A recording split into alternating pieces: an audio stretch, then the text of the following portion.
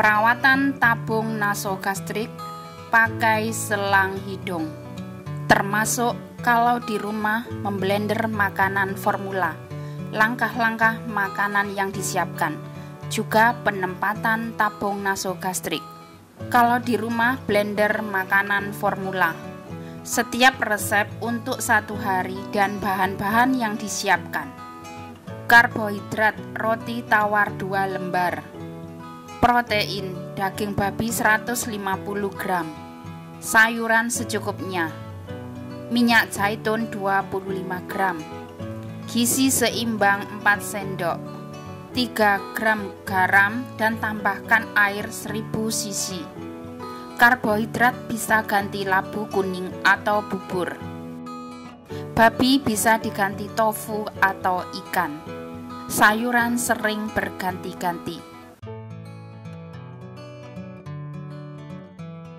Alat yang diperlukan: alat blender makanan, alat pemanas, panci untuk memasak, gelas ukuran, timbangan, saringan.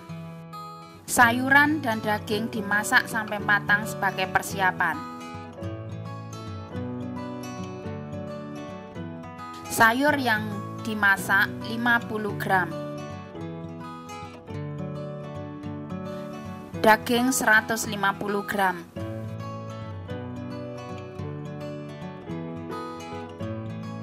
Minyak zaitun 2 sendok. 4 sendok gizi seimbang.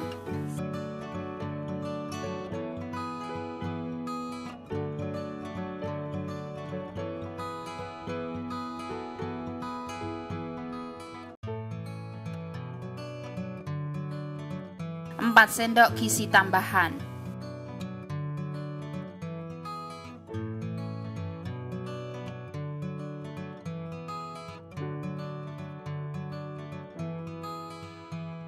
Roti tawar 2 lembar.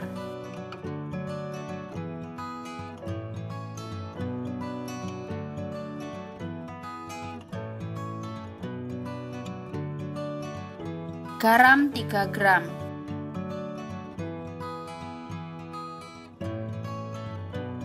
Tambahkan air 1000 cc.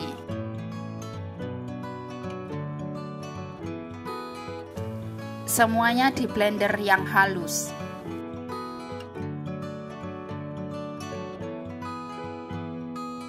Karena selang sangat kecil, harus benar-benar halus untuk menghindari kemacetan selang. Setelah di blender, harus disaring, baru dikasihkan ke pasien untuk disuapkan.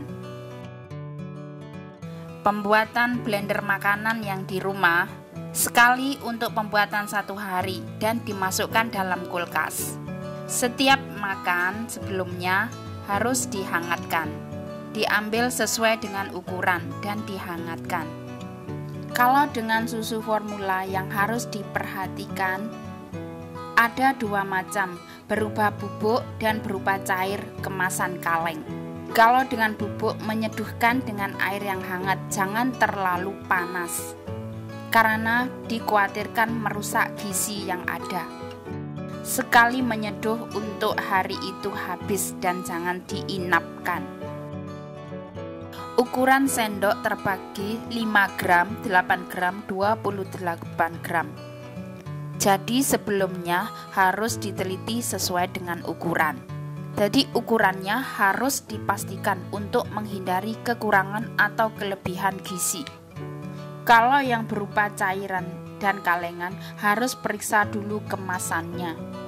Kocok kaleng takut ada gumpalan. Kalau sudah keras harus dibuang, tidak boleh diberikan ke pasien. Pakai alkohol, tutupnya disteril. Setelah dibuka, boleh diberikan ke pasien tanpa dihangatkan. Kalau sudah dibuka, ditutup plastik dan masukkan dalam kulkas untuk menyimpan. Harus dalam 1 hari itu habis. Untuk menghindari virus dan bisa bikin pasien mencret. Yang sudah di kulkas, sebelum diberikan, ke pasien sebaiknya dihangatkan dulu. Jangan melebihi ukuran panasnya untuk menghindari merusak gizi yang ada. Berikut tadi di atas adalah cara untuk memberi makanan formula dan langkah-langkahnya termasuk cara menghangatkan makanan. Cara-cara untuk memberi suapan susu formula. Kita perlukan tabung untuk menyuapin makanan. Tabung makanan, air hangat, anduk.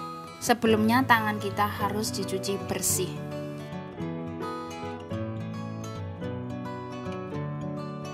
Alat untuk menyiapkan semuanya harus disiapkan dan bersihkan lingkungan sekitarnya agar pasien merasa nyaman saat makan. Bantu pasien duduk di ranjang atau ranjang ditinggikan sekitar 30-40 derajat untuk menghindari kesedak atau untuk menghindari infeksi paru-paru. Sebelum menyuapi, sebaiknya teliti dulu selang hidung untuk penempatan yang pasti. Handuk ditaruh di dada pasien supaya lebih bersih dan untuk menghindari kalau muntah bisa terjadi virus.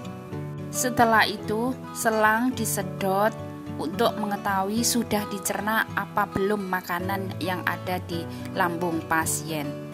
Kalau disedot lebih dari 100 cc, berarti pencernaan itu lambat.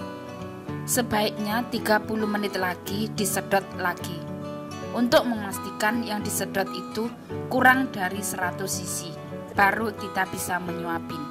Saat menyuapin, tabung nasogastrik harus ditinggikan, tapi harus diperhatikan antara ketinggian pasien tidak boleh lebih dari 40 cm. Masukkan dulu 30 cc air untuk memastikan saluran itu lancar.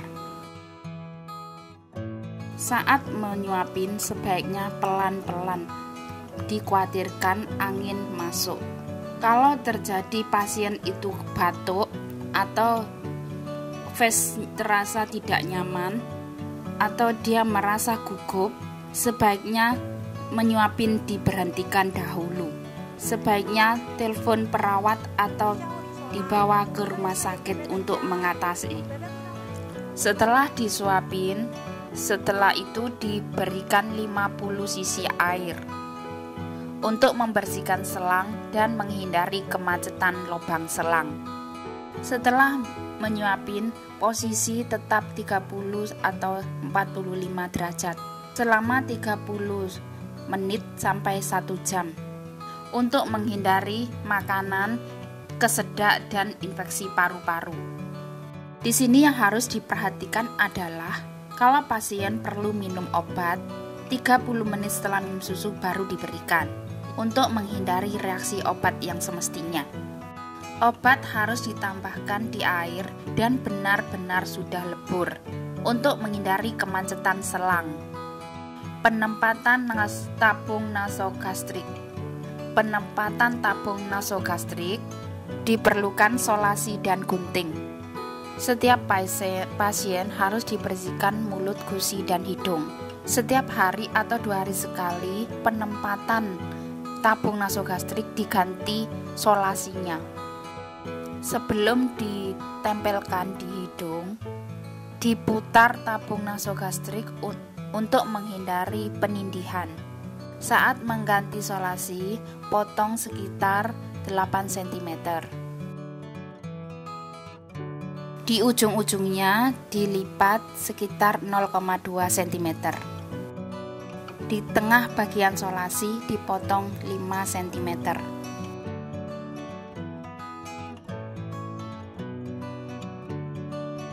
Potongan belah 2 ke arah bawah.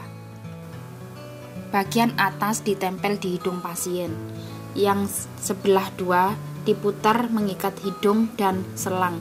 Begitu juga yang satunya.